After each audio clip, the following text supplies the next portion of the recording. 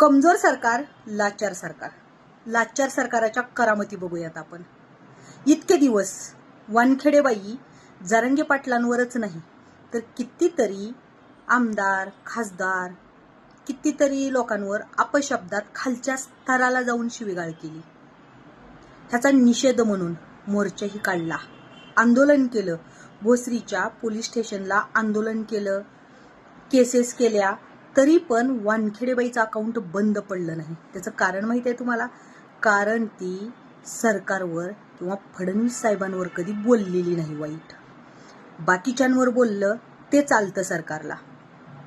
Cases केल्या, समाजाने मागणी केली तिचं अकाउंट बंद व्हावं म्हणून, तरी पण झालं नाही बरं का. पण जेव्हा कांगणे सर बोलले, एक व्हिडिओ कांगणे सरांनी काढला, कांगणे सरांचं अकाउंट डायरेक्ट भारतातून बॅन झालं. कारण काय? तर सत्य दाबण्याचा प्रयत्न, कांगणे सरांचं आवाज दाबण्याचा प्रयत्न. पण तुम्ही कांगणे सरांचं अकाउंट बंद करू शकताय, तोंड नाही बरं का. कारण सत्तेच्या मार्गाने जाणारा आणि कितीतरी लेकरांचं भविष्य उज्ज्वल करणारे कांगणे सर होते. रुपया 2 रुपयात फ्रीमध्ये शिक्षण देणारे हे कांगणे सर आहेत.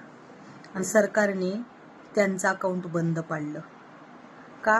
तर व्हिडिओद्वारे समाजाला जाग करण्याचं काम हे कांगणे सर करत होते. पण सरकार त्यांना संविधानरित्या उत्तर नाही देऊ शकलं. खरंच सरकार संविधानाचा मान ठेवतो का? संविधानाचे नियम पाळतो का? संविधानाच्या नियमावर सरकार चालतं का? कुणाकुणाला वाटतं की सरकार खरंच संविधानाच्या नियमावर चालतं? कमालीची गोष्ट आहे की कांगणे सरांनी म्हणजे कधीच वाईट गोष्टी केल्या नव्हत्या, तरी पण कांगणे सरांचा अकाउंट बंद पडतं. जेवढ्या तात्परतेने एका व्हिडिओसाठी कांगणे सरांचं अकाउंट बंद पाडलं, तेवढ्याच तात्परतेने आपल्या महाराष्ट्रात 3 वर्षाच्या मुलीपासून ते 60 वर्षाच्या बाईपर्यंत बलात्कार होतात. तेवढीच तात्परता जर सरकारने ह्या गोष्टीत दाखवली असती ना, कितीतरी खून खराबे होतात. आपल्या देशमुख दादांचं प्रकरण तुम्हाला माहितीच आहे, संतोष अण्णा देशमुख यांचं. हीच तात्परता तिथं दाखवायला पाहिजे होती, तिथं नाही दाखवली.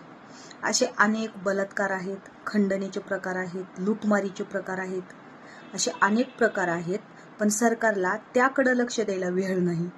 पण कांगणे सरांचं तोंड दाबण्यासाठी डायरेक्ट त्यांचं अकाउंट भारतातून बंद करणं त्यांना गरजेचं वाटलं.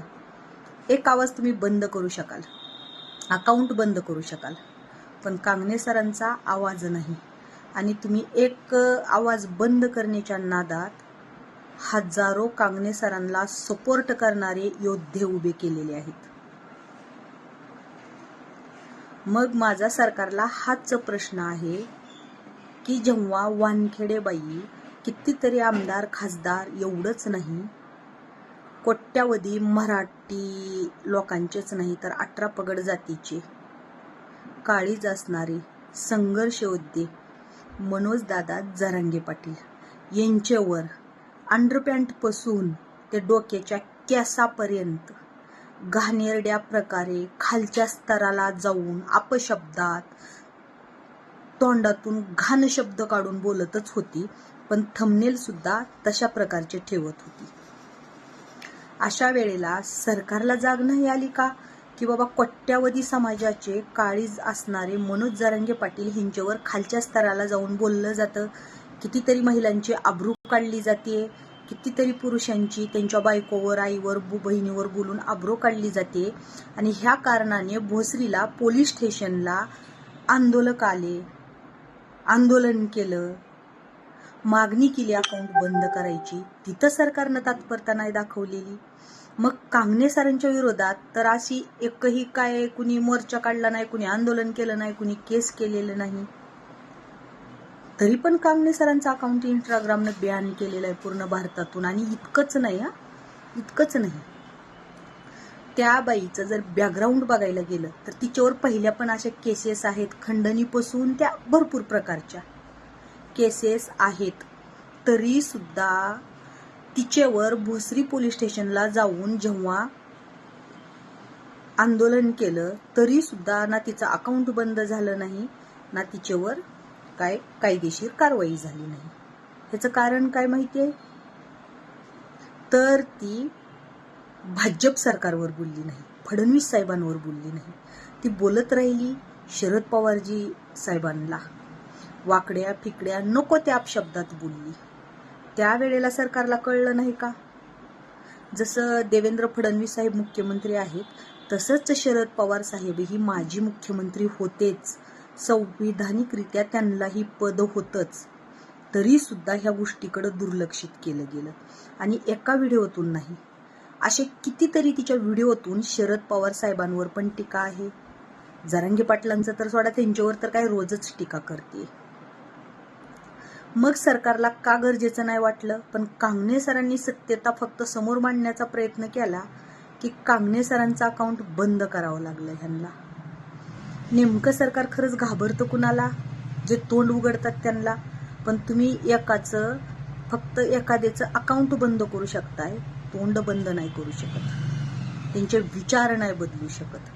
ते जी समाजासाठी संघर्ष करतात तो संघर्ष नाही थांबवू शकत. आणि ह्या गोष्टीसाठी सरकारचा जाहीर निषेध करतोय. कारण जे लोक सरकारवर बोलतात त्या लोकांना नोटिसा जात आहेत की तुम्ही हे बोलणं बंद करा किंवा व्हिडिओ डिलीट करा, तुमचे अकाउंट बॅन केलं जाईल. हे स्वातंत्र्य आहे का? ही लोकशाही आहे का आपल्या भारताला? म्हणजे आत्ता बोलायचा सुद्धा अधिकार नाही. चुकीच्या गोष्टी घडत असतील तर ते विचारायचा पण अधिकार नाही. फक्त अधिकार कशाचा आहे आपल्याला माहिती आहे? की ह्या लोकांचे झेंडे घेऊन ह्यांच्या मिरवणुकीत नाचण्याचा, ह्यांच्या प्रचार सभेत आपला वेळातला वेळ काढून आपल्या संसारावर घरावर तुळशी पात्र ठेवून नाचण्याचा आणि ह्यांना मतदान करायला जाण्याचा. एवढेच अधिकार आपल्याला आहेत का?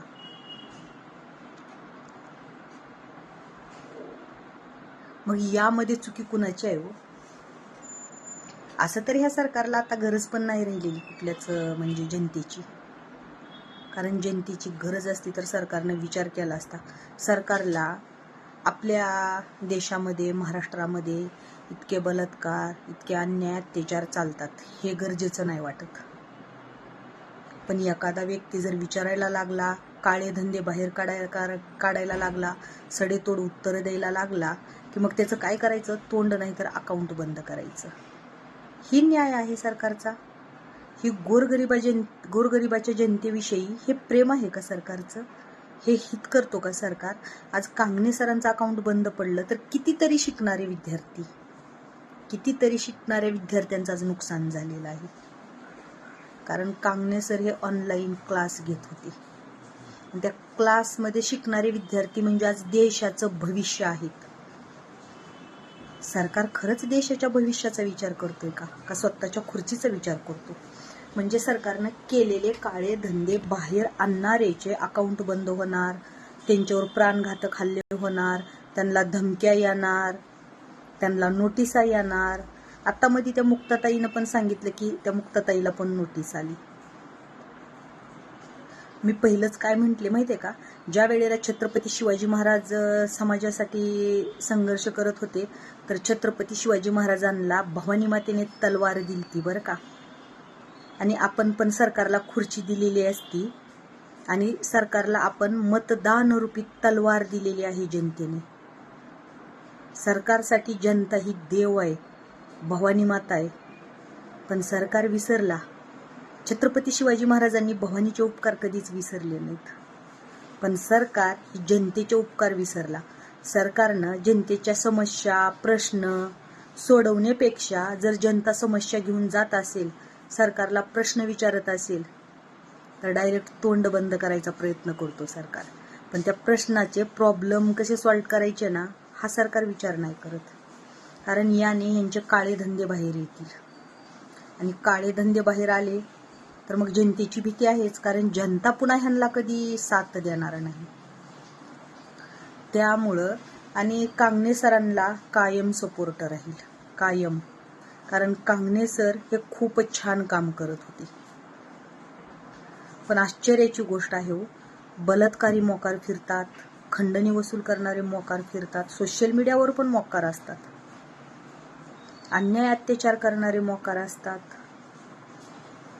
पण तोंड बंद कुणाचं केलं जातं? जे सत्तेनं वागतो, जो सत्तेच्या मार्गाने चालतो, यांचं मात्र तोंड बंद केलं जातं, यांना मात्र शिक्षा दिली जाते. हीच सरकारची न्याय व्यवस्था आहे का? मनाला असे अनेक प्रश्न पडतात बरं का. पण फक्त मी एकच सांगेन की तुम्ही एका कांगणे सरांचं अकाउंट बंद करताय, पण परत एकदा सांगते, यामुळं लाखो कांगणे सरांसारखे लोक उभे राहतील प्रश्न विचारायला, निषेध करायला. कारण डॉक्टर बाबासाहेब आंबेडकरांनी सांगितलेलं आहे की 100 दिवस शिळी होऊन जगण्यापेक्षा 1 दिवस वाघ होऊन जागा. आणि प्रत्येकाला आपलं मत मांडण्याचा, आपला विचार मांडण्याचा ही संविधानातून डॉक्टर बाबासाहेब आंबेडकरांनी अधिकार दिलेला आहे. पण तो अधिकार मात्र सरकार हिसकावून घेतोय बरं का. आणि ते पण कपटानं. जर सरकारमध्ये हिंमत होती तर अकाउंट बंद करण्यापेक्षा कांगणे सरांच्या प्रश्नाला उत्तरं देणं खूप गरजेचं होतं. पण सरकारनं असं नाही करता पहिलं अकाउंट बॅन केलं, म्हणजे सरकारमधली नपुसकता कळाली.